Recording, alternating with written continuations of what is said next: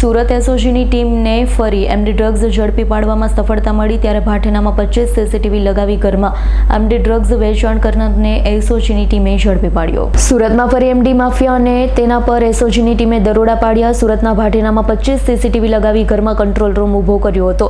પેડલરોને walkie ટોકીથી message આપી રોજનું 1.5 લાખનું ડ્રગ્સ માફિયા વેચતો પકડાયો છે। માત્ર 3 ચોપડી ભણેલો માફિયા ઘરની આસપાસના રોડ પર 500 મીટરમાં સીસીટીવી ગોઠવી ઘરમાં બેઠો પોલીસ આવે છે કે નહીં તે જોતો હતો।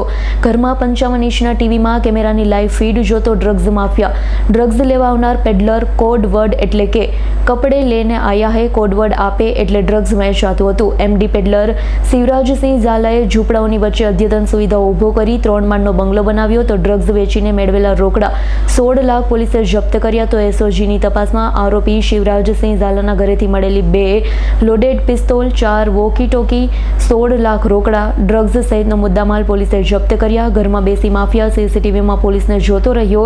20 બાઇક પર ગયેલા 27 પોલીસે ચારે બાજુથી ઘરને ઘેરી ઝડપ્યો હતો।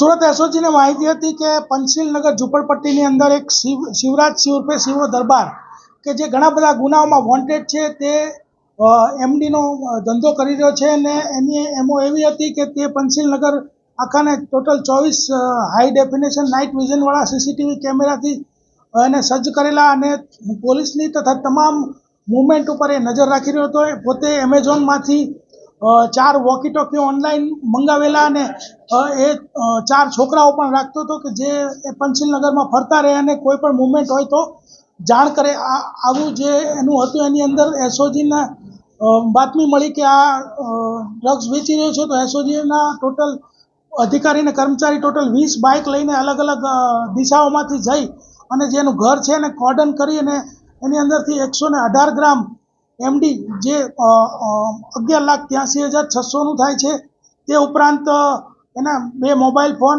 પછી 2 લોડેડ પિસ્ટલ મળી આવેલ છે તથા 4 વોકી ટોકી અને ટોટલ 16 લાખ રોકડા રૂપિયા જે છે મળી આવેલ છે। એના વિરુદ્ધમાં એને અટક કરી અને ધોરણસર કાર્યવાહી કરવામાં આવેલ છે। તે ઉપરાંત એની પાસેથી માલ જે લઈ જતો હતો મોહસિન છત્રી જે છે તેને પણ ધરપકડ કરેલ છે। ઇમરાન ગડ્ડી છે જેનું નામ ખોલેલું છે ને જે વોન્ટેડ છે તથા જે માલ છે મુંબઈથી વિનોદ વર્મા પાસેથી લાવતો હતો તેનું પણ જે નામ છે તે એફઆઈઆરમાં ખોલેલ છે।